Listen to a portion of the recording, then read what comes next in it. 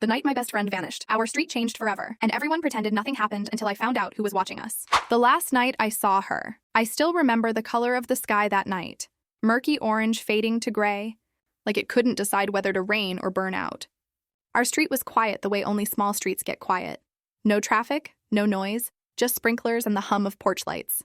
It was the kind of place where people said nothing bad ever happened. Mia sat cross-legged on the curb beside me, hair in a messy braid, phone face down between us. We'd raided the gas station down the hill for fries and cheap milkshakes, our Friday ritual since freshman year. She kept tapping the pavement with one fingernail, little nervous clicks against the concrete. "You ever feel like this street's pretending?" she said suddenly. "Pretending what?" "That everything's fine," I laughed. "That's just suburbia." Fake smiles, trimmed lawns, anxiety behind closed doors. She didn't laugh back. "No, I mean, like everyone here knows something. And we don't."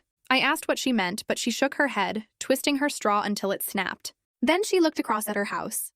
The porch bulb flickered, the same way it always did when her dad opened the door, but nobody came out. "You okay?" I asked. Yeah, a pause. "No, not really." I wanted to press, but Mia could disappear behind silence when she wanted to. So I waited. After a minute, she whispered, "He's back." I frowned. "Who's back?" She looked at me, eyes shiny from the streetlight. "Doesn't matter." I shouldn't have said anything. "Mia." "Just drop it, Elle." She threw the empty cup into my driveway trash bin and forced a grin. "Race you to the mailbox?"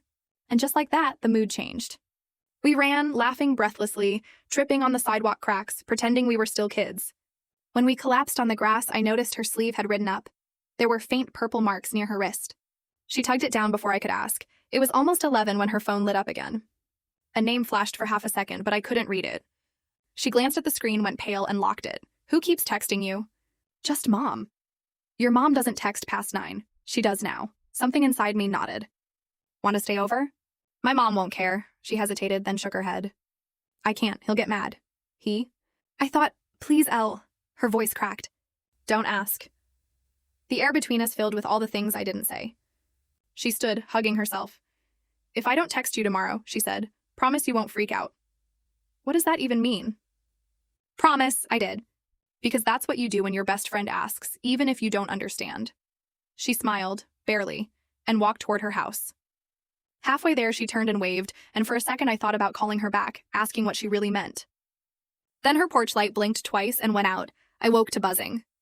6 a.m. 3 missed calls from Mia's mom, 2 from an unknown number, 1 from Noah next door. The first text I opened was from the group chat. "Anyone seen Mia?" Her bed's empty. By the time I ran outside, 2 patrol cars were already parked by her house. Officers moved in and out, notebooks in hand. Mrs. Turner sat on the front steps, wrapped in a blanket, face gray. "She never came home," she kept saying. She was supposed to be home by midnight. People gathered, neighbors, reporters, curiosity dressed as concern. Someone claimed they'd heard shouting. Someone else swore they'd seen a car idling at the corner around midnight. But no one said what I wanted to hear, that Mia was okay. When an officer asked if I'd seen her, I told him everything. Our fries, the talk, the text, the strange fear in her eyes. He nodded politely, wrote it down, and said, "She's probably run off for a night. Happens." I wanted to scream. Mia didn't run. She hid sometimes, sure, but not like this. By afternoon, the street turned into a stage set. Reporters with microphones. Neighbors offering casseroles they'd never given before. The illusion of kindness. Noah found me on the curb. "You shouldn't sit here. It looks bad." "Bad?" "Like you're waiting for something." "I am." He sat beside me anyway. "They'll find her." "You don't believe that." He didn't answer. After a moment, he said quietly, "She told me something last week. Said she wished she could disappear." "What does that mean?" He kicked at a rock. "She didn't say." I turned to him. "You liked her." His jaw tightened. Everyone liked Mia. But there was something else in his tone. Guilt. I didn't know what to make of it. That night, I couldn't sleep. Every sound felt amplified. The hum of the fridge, the clock ticking, the faint murmur of the TV in my mom's room. At 2:03 a.m., my phone buzzed. Unknown number. "You should have stopped her." My stomach dropped. I texted back, "Who is this?" No reply. I pulled the curtain aside. The street was empty except for that one flickering bulb on Mia's porch. Then, for a split second, a shape moved behind her bedroom curtain. I froze, heart hammering. Someone was in her room. I threw on shoes and ran outside. The grass was cold, wet with dew. The whole street seemed to hold its breath as I crossed it. Her front gate creaked when I pushed it. No light came from inside, just the faint smell of cigarettes and the sound of the fridge humming somewhere deeper in the house. Mia? My whisper barely made a sound. No answer. I crept around the side toward her window. The curtain moved again, just a flutter, and then a voice. Ella? I stumbled back. Mia? Silence. Then the curtain lifted slightly and I saw a face, but it wasn't hers. It was Noah. What are you doing here? I hissed. He looked terrified. I saw someone inside. I thought it was you. Why would it be me? He shook his head. Never mind. We should go. Before I could argue, a door creaked open somewhere behind us. We both turned. Through the gap, I saw the outline of a man, tall, broad shoulders, standing in the hallway light. Then the door shut again. Noah grabbed my arm. Come on. We ran until we were back on my porch, gasping. What the hell was that? I whispered, I don't know. But it wasn't her dad.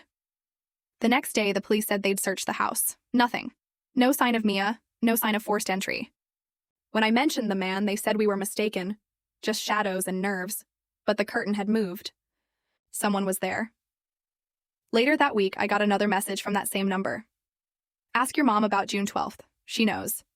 I stared at it until the words blurred. June 12th was my birthday. I showed my mom. She went completely still, then forced a smile that didn't touch her eyes. Probably a prank, honey. It mentions you? People on the internet say awful things. Her hand trembled slightly as she took the phone. Then she deleted the text and handed it back. See? Gone. Mom, what's June 12th to you? Her eyes flicked toward the window. Just a date. Go get some rest. That was when I knew she was lying. That night, I dreamed of Mia standing under the streetlight, face half in shadow. She opened her mouth to speak, but only static came out, like the sound between radio stations. When I woke, my phone was buzzing again, another message. No words this time, just an image. It was our street, taken from above, as if from a window. The timestamp read 2:14 a.m., and I was in the picture, standing at my own bedroom window. The street that forgot her by. The time the police packed up their clipboards and tape, the sky had taken on that washed-out color that means morning had arrived without permission. Everyone went back inside to make coffee, walk dogs, pretend we still lived on a normal street. I didn't sleep. The photo from the unknown number kept replaying in my head, my window glowing in the dark, me framed like a ghost. Every time I closed my eyes, I saw the porch light across the road blink twice and die. When I came downstairs, Mom was already dressed for work.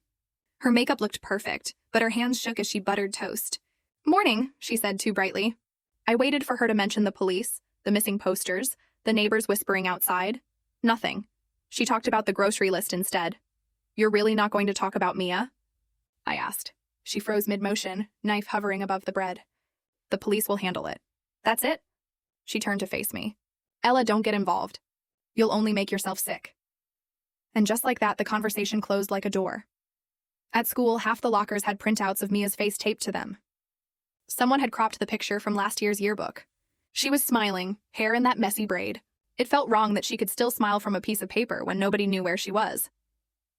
People stared at me in the hallways like I might vanish next. A girl I barely knew whispered, "You were the last one to see her, right?" I nodded. What was she like that night? Normal, I lied, because the truth was too complicated to fit between bells. Noah didn't come to school. His mom told the office he had a fever, but I knew he just didn't want to answer questions. By lunch, the rumor mill had already decided Mia ran away with some college guy. Another story claimed she was pregnant. Someone else said she'd joined a cult. Theories multiplied because silence needs to fill itself. I deleted every message that asked for details, but I couldn't delete the new one waiting on my phone. She's not gone. You're just not looking in the right house. I read it twice before the cafeteria lights flickered. A surge of cold ran through me. That evening, I walked home slowly, counting the cracks in the sidewalk to keep from thinking. Our street looked normal again. Mrs. Jensen was trimming her rose bushes. The Landrys were grilling like nothing had happened. The yellow tape was gone from Mia's yard, replaced with a missing flyer fluttering against the mailbox. For the first time, I noticed how quickly people erase things that scare them. I crossed the street and stared at her porch. The bulb had been replaced, bright, steady. Someone had cleaned the front steps. Even the police chalk marks were gone. Ella? I turned. It was Mr. Turner, Mia's dad. He looked 10 years older than last week, eyes bloodshot. You shouldn't be here, he said softly. I just wanted to... She's not coming back. His voice cracked on the last word. Then, almost to himself, they never do. Before I could ask what he meant, the door shut. That night, Noah showed up at my window. He used to climb the lattice when we were kids. Seeing him there again felt both wrong and familiar. "I saw you staring at her house," he said when I let him in. I got another text. I handed him my phone. He read it, frowning. "You think someone's messing with you?" "It's the same number as before." "Maybe it's Mia." She wouldn't play games like this. We sat on my floor, phones between us, waiting for another buzz that didn't come. Finally, he said, "You remember the empty house at the end of the street? The one for sale?" "Yeah. I think that's where I saw the light last night." I looked up sharply. "What light?" He hesitated. "Second floor window. Flickered on for maybe 10 seconds. Then gone." I didn't tell him I'd dreamed of that exact thing the night before. 2 days later, the neighborhood moved on officially. The school counselor gave a speech about coping with uncertainty, and the Turners took down the flyers. The local news stopped mentioning her name. It was like our street had decided to forget her together, except I couldn't. I started walking every night, circling the block after Mom went to bed. At first, it was just to feel close to her, but soon I was counting porch lights, memorizing who left curtains open, which driveways had fresh tire marks. On the 5th night, I heard it. Music. Faint, from the direction of the empty house Noah had mentioned. A song I knew by heart, the one Mia used to play on repeat when she couldn't sleep. I stepped off the sidewalk and crossed the lawn. The front gate hung crooked, the kind of house that smells like dust even from the outside. The music stopped just as I reached the porch. "Hello?" My voice barely carried. "Nothing." Then my phone buzzed. New message. "Took you long enough?" I looked up. The porch light flickered twice, the same way Mia's had that last night. The boy, next door. When I got back to my room that night, the porch light across the street still burned in my eyes. I shut my curtains, but it didn't help. That flicker, twice, then dark, played behind my eyelids every time I blinked. I didn't tell my mom. I didn't tell anyone. Except Noah. He showed up again the next afternoon, tapping his knuckles lightly on my window like he used to. I didn't even pretend to be surprised this time. "You saw it too, didn't you?" I asked. He nodded. His hair was messy like he hadn't slept. It was the same light, I swear. That abandoned house is not empty. He was breathing hard, like he'd run the whole way. Something about seeing him that scared me made me want to pretend I wasn't. "Okay," I said. "Then we'll go check it out." Noah blinked. "You're serious?" "Of course I am." He looked at me like he wanted to say no, but something in my face stopped him. We waited until after dark. Our street looked calm again, wrapped in that fake safety it always wore. Porch lights glowing, sprinklers ticking, TV flickering behind curtains. No one looked twice at 2 teenagers walking slowly toward the end of the block. The empty house sat a little apart from the others. Paint peeling, for sale sign half buried in weeds. Its windows were black except one, a narrow slit on the second floor that caught a faint glow. "See?" I whispered. "Light," Noah swallowed. "Could be squatters. Then why play Mia's song?" He didn't answer. The gate squealed when I pushed it. Every sound felt too loud, like the night itself was listening. We crept across the porch. The front door was cracked open an inch. Inside smelled like wet wood and dust. Floorboards moaned under our feet. I used my phone flashlight, the beam shaking no matter how tightly I gripped it. "Maybe we should..." Noah started, but then we heard it. Footsteps. Upstairs. We froze. Someone was definitely up there. Slow, deliberate steps, like pacing.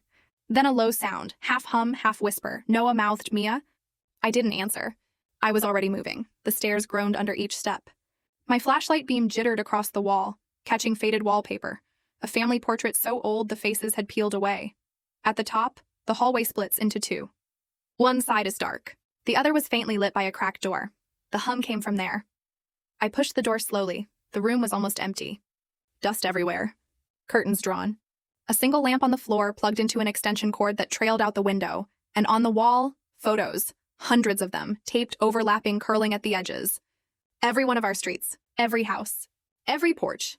Taken at night, my breath caught when I saw myself in one of them. Sitting on my curb, laughing with Mia, another one, me sleeping, window open. I felt sick. "Noah," I whispered. "Someone's been watching all of us." He moved closer, hand brushing mine. Then we both saw it, on the desk near the lamp, Mia's bracelet. The one with the tiny silver heart. He picked it up carefully. "Ella, this is hers." "I know." And then a floorboard creaked behind us. We spun around. The door was open wider now. Someone was standing in the hallway. The flashlight caught only a glimpse. Jeans, dark jacket, something metallic in hand. Then the light went out. "Run!" Noah hissed. We stumbled down the stairs, my heart slamming against my ribs. Behind us, the steps pounded faster. I didn't look back. The front door crashed open as we hit the lawn. We didn't stop running until we were halfway down the block, both gasping, shaking. When we finally turned around, the house looked normal again. No lights, no figure? Just silence. Who was that? I asked. Noah rubbed his arms. Didn't see his face. I did. Just for a second, before the light went out, I saw eyes that looked straight at me, and they weren't a stranger's. The next morning, I woke to pounding on the door. 2 officers stood on our porch. Mom called me down, her face pale. They asked about the house, about last night, about why we were there. Apparently someone reported trespassers. Noah's name came up too. When they left, Mom grabbed my shoulders. Ella, what's going on? Why can't you just let this go? She's my best friend, she's gone. Mom's voice cracked like glass. Then softer. You're scaring me, honey. That night, she locked the back door and kept the keys. But she couldn't lock the window. Noah didn't answer my texts all day. I went by his house. His mom said he wasn't home. His window was dark. But as I turned to leave, something glinted under the mailbox. A folded note, edges damp from the grass. My name is on the front. Inside, shaky handwriting. He knows we saw. Don't trust anyone on this street. Meet me where it started. The words blurred as I read them over and over. Where it started, the curb. The fries, the night Mia vanished. That's where I went. And as I sat there, under the same flickering streetlight, a shadow crossed the road. Someone stopped beside me, close enough that I could smell cigarette smoke. I looked up, ready to see Noah. It wasn't him. It was the same man from the house. And he smiled like he'd been waiting for me. The man from the window, he smiled like we were old friends meeting by accident. The cigarette burned between his fingers, a tiny red pulse in the dark. Late night for a kid, he said. I didn't answer. My mouth was dry, my body screaming run, but my legs wouldn't move. He crouched down so his face was level with mine. The streetlight above buzzed and flickered, washing him in yellow. He looked ordinary. That was the worst part. He could have been anyone. Someone's uncle, someone's coach. The kind of man who blended in. You're Ella, right? My heart skipped. How do you know my name? He tilted his head. Everyone on this street knows your name. Same with Mia. When he said her name, it sounded wrong, too casual, too familiar. Where is she? I whispered.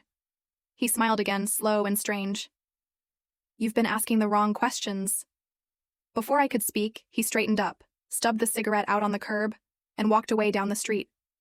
No threats, no hurry, just gone, swallowed by the dark. I didn't move until the streetlight blinked back to steady. My phone trembled in my hand.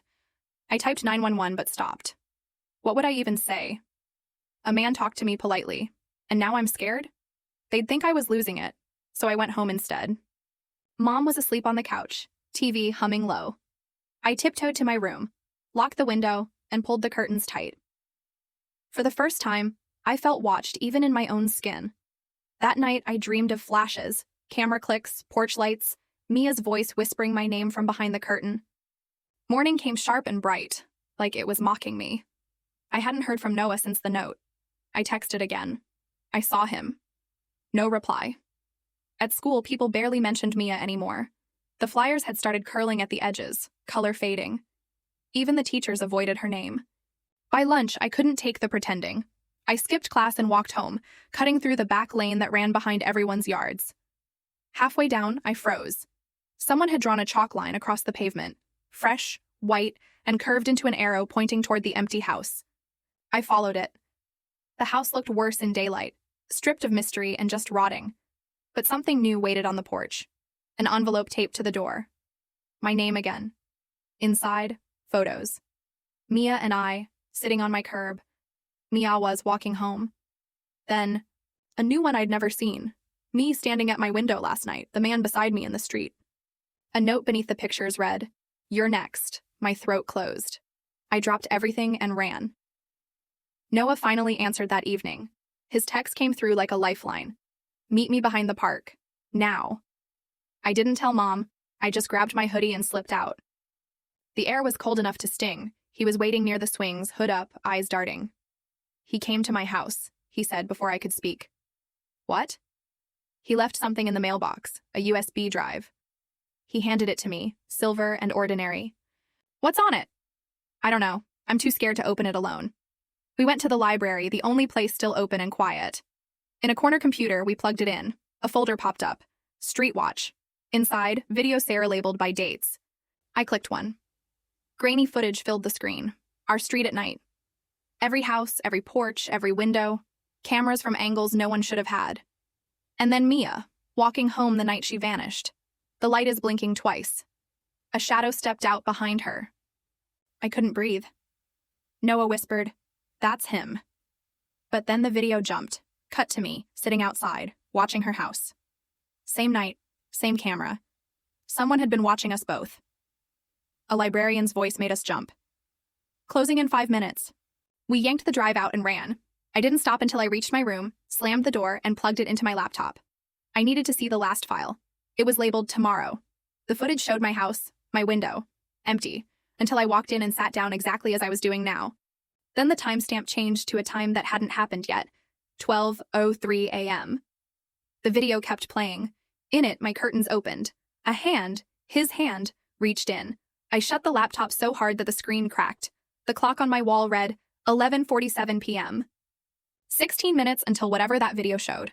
I grabbed my phone and typed Noah's number, but before I could hit call, my window rattled. Tap, tap, tap. 3 slow knocks on the glass. I didn't look, didn't breathe. Then the familiar buzz of a text vibrated against my palm. You shouldn't have watched it. The video that lied. The phone stopped buzzing, but I could still feel the vibration in my hands. It was like the sound had sunk under my skin. I kept staring at the message. You shouldn't have watched it. As if maybe more words would appear and explain everything. None did. I forced myself to look at the window. Nothing there. Just the reflection of my own scared face, and behind it, my room was too bright. I switched the lamp off and waited until my eyes adjusted to the dark. My heart was still racing, but outside, the street was quiet. I sat down on the floor, pulled my knees to my chest, and whispered, "It's not real. It's not real." Except I knew it was. The video hadn't been some deep web horror clip. It was my house, my life, filmed by someone who could reach my window. The next morning, I couldn't even look at Mom. She was making coffee, humming like nothing was wrong. I wanted to scream at her that everything was wrong, but the words stuck somewhere between my ribs. "Rough night?" she asked. I nodded. "Couldn't sleep." "Try to rest tonight," she said. "You're pale." I almost laughed. "Sleep? Sure. Maybe once the man with the camera stopped crawling around our street." Noah called me from a payphone at lunchtime. "I smashed the USB drive," he said. "What?" It was bugged. "I found a tracker chip inside. Whoever's behind this, he knew we watched it." I stepped behind the gym building, where no one could hear. "Noah, the video had Tomorrow on it. I think he's coming tonight." Silence. Then, "Pack a bag. Come to my place." "I can't. My mom. She'll be fine. Just do it." His voice cracked on the last word, and I knew he was as scared as I was. By evening, the sky was an ugly orange bruise. I waited until Mom went upstairs, then slipped out the back door with my backpack. Every shadow looked like it could move. Noah's house was 3 doors down, his porch light was off, curtains drawn. I knocked once, nothing. Knocked again, still nothing. The 3rd time, the door creaked open by itself. "Noah?" I whispered. No answer. Inside smelled like dust and something metallic. The living room light flickered weakly, buzzing like an insect trapped inside the bulb. I took 1 step forward, then saw it, his phone on the table, screen cracked, still open to our last call. Next to it, a single Polaroid. Me walking up his porch steps, a fresh one, the edges still warm. I backed toward the door, my hand shaking so hard I nearly dropped the backpack. The front window reflected me, and someone else behind me. I turned. The man stood halfway down the hallway, the same faint smile on his face. "You shouldn't run," he said. "Running makes it worse." "What did you do to Noah?" He shrugged. "People move on, streets forget. You should too." He stepped closer, and I bolted out the door, nearly tripping on the steps. My lungs burned as I sprinted down the street, past the empty house, past my own porch. I didn't stop until I reached the gas station by the highway. The cashier gave me a strange look. "You okay, miss?" I nodded, barely breathing. "Can I use your phone?" I called 911. I told them everything, the house, the videos, the man. The dispatcher's calm voice grounded me. "Stay where you are. Officers are on the way." But when they arrived, they found nothing. No man, No photos, no signs of struggle. Noah's house looked perfectly normal, and his mom swore he'd left for a weekend trip with relatives. They checked the abandoned house too. Empty. Clean. Like it had never been touched. An officer said gently, "Maybe stress is making your memories overlap. That can happen in trauma." I wanted to scream at him that I wasn't confused, that I'd seen the bracelet, the pictures, the man's eyes. But I just nodded. They drove me home. Mom hugged me so tight I could barely breathe. She promised everything would be okay, that the police would keep watch for a few nights. But when I went upstairs, my window was open again. The curtain fluttered like someone had just let go. On the sill sat another Polaroid, me sitting in the back of the police car looking out, and on the back, written in shaky ink, "You keep telling the story wrong." The voices behind the glass eye sat on my bed holding the Polaroid until my fingers left sweat marks on the glossy edge. The picture was too clear to be old. Whoever took it had been close enough to hear me breathe. I checked the lock on, the window again, then shoved a chair under the handle just in case. It looked ridiculous, like something a kid would do, but it made me feel a little less helpless. Sleep didn't come. Every noise in the house sounded like footsteps on gravel, every gust of wind like whispering. At 2 a.m., I gave up and turned on my desk lamp. The light hit the Polaroid, making the ink on the back shimmer. That's when I noticed faint pencil lines below the words, "Look at the reflection." I held the photo under the light. In the reflection of the car window behind me, another figure stood further down the street, someone shorter, wearing a hoodie. Not the man, someone else. The next morning, I waited until Mom left for work and biked to the library again. My laptop was fried, but the library computer still worked, and I needed to see if Noah had posted anything, to prove he existed somewhere other than my memory. His socials were blank. No new photos, no comments. His last post was a week old. Nothing on this street ever changes. I opened the library camera feed archive. The public one keeps a week of street view for safety. The night I ran to the gas station, nothing. No footage. The entire hour between 10 p.m. and 11 p.m. was missing. When I looked closer, I saw a new folder in the system directory, password protected. Its name made my stomach twist. Voices. I should have left it alone. Instead, I tried the only password I could think of. Mia. It opened, audio files, dozens. Each labeled by house number. Mine, Noah's, Mia's, others. I clicked one. Static at first, then my voice, recorded without me knowing.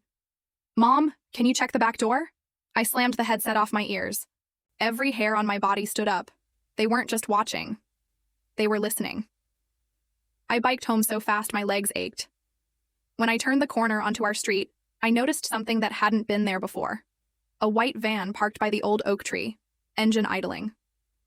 No markings, no license plate. As I passed, the window rolled down halfway. A man's voice, smooth, calm, said, "You found the files." I didn't answer. I pedaled harder, into the driveway, straight through the front door, locking it behind me. Then my phone buzzed. "Stop digging, Ella. Or the next file is your mother's." I wanted to tell her, to pack bags and disappear, but how do you explain something invisible? Instead, I made up an excuse about a school project and locked myself in my room. I opened the Polaroid again, staring at the smaller figure in the reflection. Hoodie. Hair tied up. A thought hit me so hard I forgot to breathe. That wasn't a stranger. That was me. Same jacket, same backpack strap. But if I were in the reflection, and also inside the car, then the picture wasn't of that night. It was of tonight. I grabbed my backpack and the cracked laptop. If they were predicting again, if the photo was another warning, I needed to change the ending this time. The library closed at 7, so I went instead to the gas station. The attendant from before gave me a wary look. "Back again? Do you still have the security feed from the 25th? I asked. He frowned. "That was wiped by the cops." I hesitated. "Could I see it anyway?" He shook his head. "Wish I could help, kid. But someone came by yesterday, said they were from the city, and took all the drives." Someone. I didn't have to ask who. Walking home, I passed the van again. The passenger door was open this time, and inside sat a little stack of new Polaroids clipped with a note. "You don't listen. We need you to remember." I snatched the top photo. It showed a room I didn't recognize. Concrete walls, a single hanging bulb. And in the middle, Noah, alive. Barefoot, with duct tape around his wrists, looking straight at the camera. On the back of the photo, he told us the truth. Now it's your turn. That night, the voices started, not from outside, from my laptop. The speakers hissed softly even though it wasn't on. Then, underneath the static, a whisper that sounded almost like Mia. Don't believe the tape. I froze. Mia? The whisper grew clearer. He's showing you lies. You have to see what's behind the glass. The screen flickered to life by itself, showing the same concrete room from the Polaroid. Only now there were two figures, Noah on the floor, and the man beside him pointing. The camera straight at me as if he could see through the screen. Behind the glass, the voice repeated, fading. The screen went black. I turned slowly toward the window. For the first time, I realized the reflection staring back wasn't mine. The reflection that spoke back. For a long time, I just stared at the dark window, waiting for it to blink or breathe or prove it wasn't what it looked like. Nothing moved. The glass only showed me, hair messy, eyes wide, sweatshirt wrinkled from another sleepless night. Except when I tilted my head, the reflection tilted the wrong way. I took one slow step closer. My pulse roared in my ears, and then I understood. It wasn't a reflection at all. A screen had been fitted behind the window, hidden under the tinting film.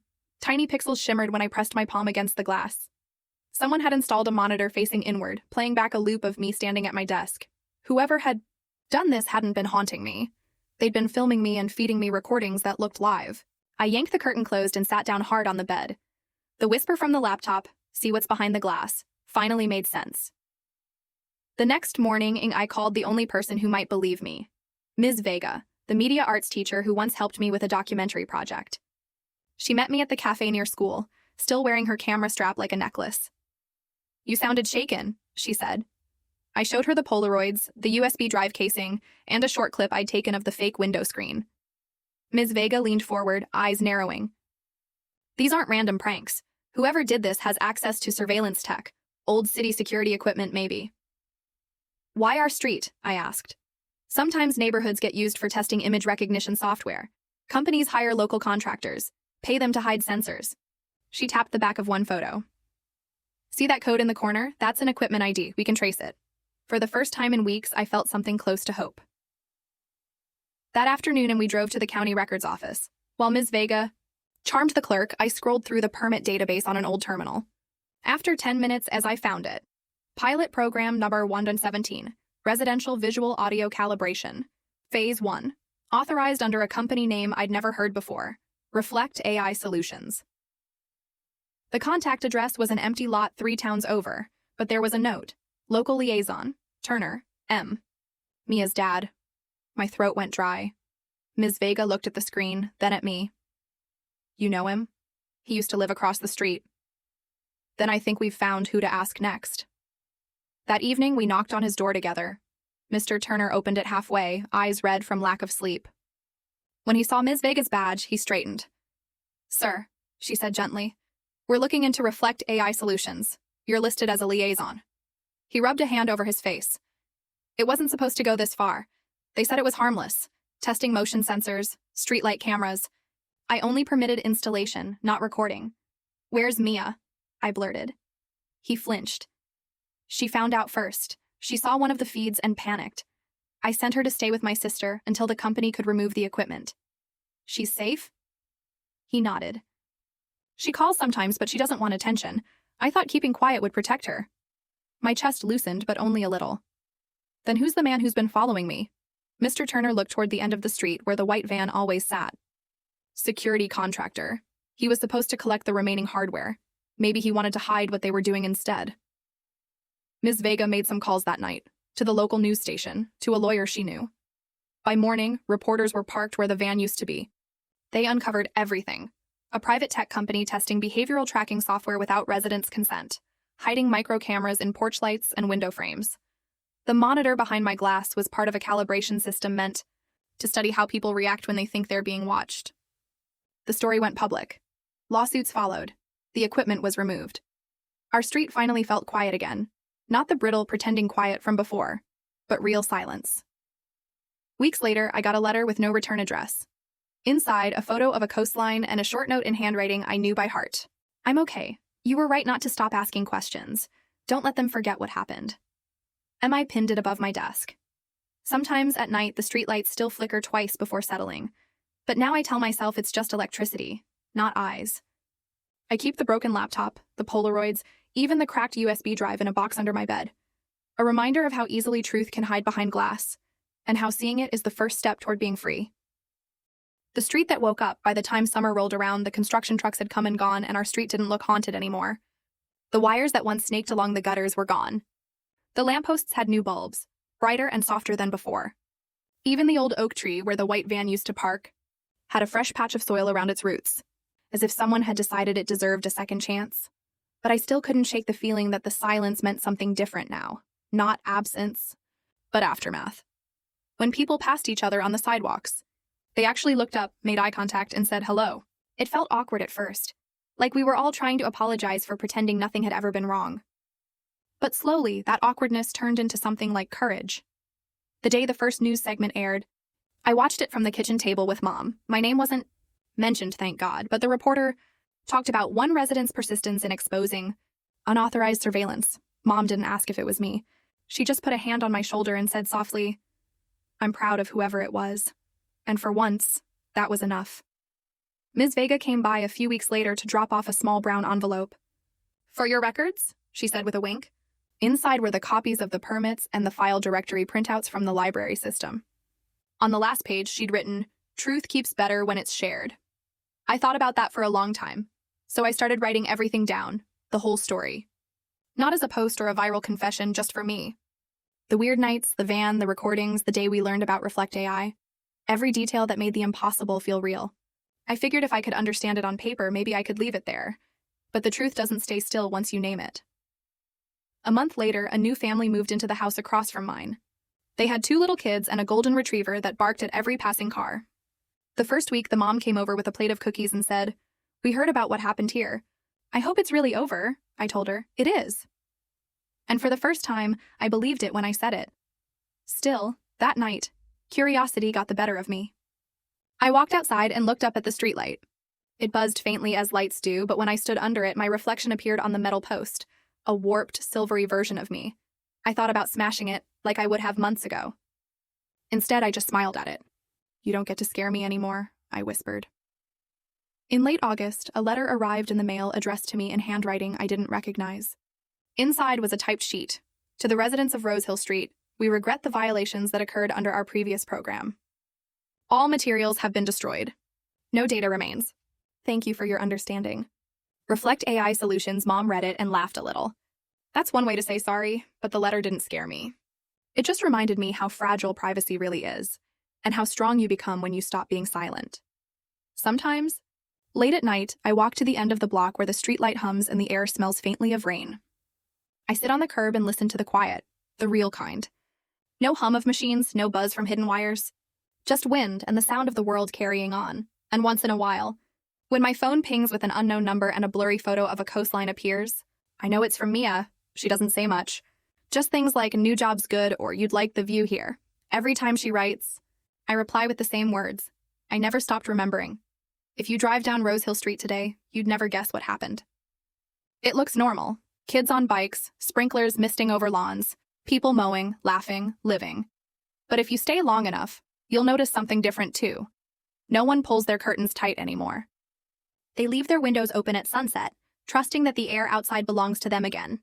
Because once a street has been forced awake, it doesn't go back to sleep.